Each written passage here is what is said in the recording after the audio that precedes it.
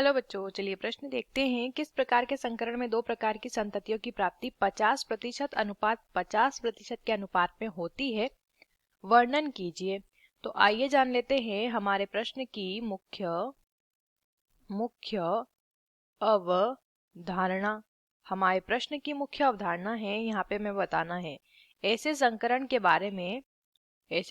बारे में जिसमें दो प्रकार की संतति मिलती है। ठीक से इसे लिख लेंगे, जिसके अंदर मिलती है दो प्रकार की संतति मिलती है, और दोनों प्रकार की संतति का अनुपात क्या होगा? 50:50, या इसे हम कह सकते हैं 50% अनुपात 50% में संतति का अनुपात हमें प्राप्त होता है। तो आइए यहाँ पे सबसे पहले तो इस प्रकार के संकरण के बारे में जान लेते हैं। देखिए, इस प्रकार का संकरण होता है परीक्षार्थ संकरण, परीक्षार्थ या इसे परीक्षण संकरण भी कहते हैं, या इसे परीक्षण लिख लेंगे, या फिर इसे परीक्षण संकरण भी कहते हैं।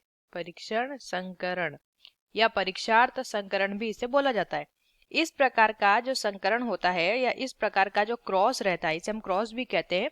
इसमें हम क्या करते हैं कि जो जनक के मध्य संकरण के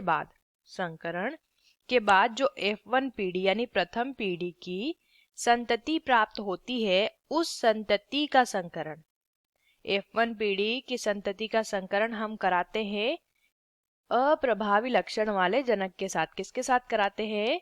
अप्रभावी लक्षण वाले जनक के साथ जब हम संकरण कराते हैं तो इस प्रकार का संकरण हमारा परीक्षार्थ संकरण या परीक्षण संकरण कहलाता है। और यहाँ पे जो संतति प्राप्त होगी वो 50:50 या 50%:50% के अनुपात में होगी। यहाँ पे संकरण से समझ लेते हैं। देखिए, सबसे पहले जनक ले लेंगे हम। जनक क्या लेंगे? लाल पुष्प वाला पौधा ले लेंगे, लाल पुष्प वाला पौधा, और एक ले लेंगे सफेद पुष्प वाला पौधा। ये हमने क्या लिए हैं? ये हमारी जनक पीढ़ी है। ठीक है, ये क्या है? जनक है। लाल पुष्प वाला जो है उसका जो हम दर्शाएंगे से RR से, और सफेद पुष्प को r से। अब इनके मध्य संकरण होगा। संकरण जब होता है तो इन दोनों के द्वारा देखिए यहाँ से प्राप्त होती है R संतति, और यहाँ से भी इसी प्रकार से क्या प्राप्त होती है? RR। तो इन दोनों से जो संतति प्राप्त हुई है उसमें आप देख सकते हैं प्रभावी लक्षण मिला है। ये दोनों कैसी होगी? लाल पुष्प वाली, लाल पुष्प वाला पौधा ही उत्पन्न होगा ये दोनों। ठीक है, और लाल पुष्प वाला क्या हो गया? प्रभावी लक्षण हो गया। प्रभावी लक्षण कहाँ दिख रहा है? ये क्या है? F1 पीढ़ी में। F1 पीढ़ी में प्रभावी लक्षण दिख रहा है। और अप्रभावी लक्षण कौन सा हो जाएगा फिर? सफेद पुष्प।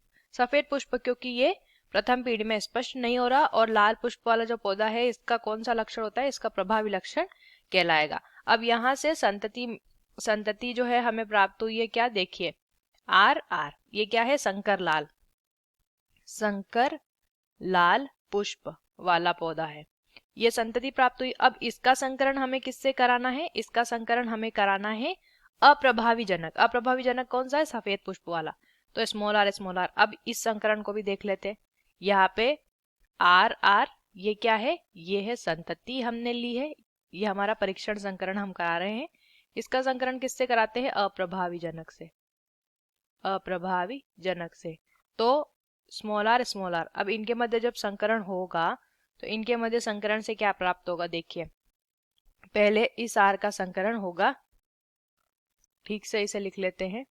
पहले इस R के साथ होगा यहाँ पे इस तरीके से, तो प्राप्त होगी R संतति। फिर से इसी R का संकरण हम करा देंगे इस R के साथ, तो प्राप्त होगी R संतति। अब यहाँ पे इस R का पहले कराएंगे इस R के साथ, तो प्राप्त होती है RR संतति। और इसी R का हम करा देंगे फिर इस वाले R के साथ, तो यहाँ पे प्राप्त हो जाती है RR संतति। अब यहाँ पे आप देख सकते हैं ये जो है ये प्राप्त हुए हैं सफेद पुष्प वाली संतति, और ये है लाल पुष्प वाली संतति। अब यहाँ पे ये कौन सी पीढ़ी है? ये F2 पीढ़ी है, ये दूसरी पीढ़ी है संतति की। यहाँ पे आप देख सकते हैं 50% सफेद पुष्प प्राप्त हुए यानी 2 पादप, और 50% हमें प्राप्त हुए हैं लाल पुष्प वाले पादप। तो ये हमारा 50:50 यहाँ पे संतति का हो जाता है। इसी को हम 1:1 भी कहते हैं। ठीक है, क्योंकि यहाँ पे बराबर बराबर संतति हमें मिल रही है, यानी बराबर बराबर संतति में लक्षण हमें मिल रहे हैं। तो इस प्रकार के संकरण को क्या कहते हैं? देखिए, इस प्रकार के संकरण को कहते हैं परीक्षण संकरण। यही हमें प्रश्न में पूछा गया था। आशा करते हैं आपको इस प्रश्न का उत्तर समझ आया होगा। धन्यवाद।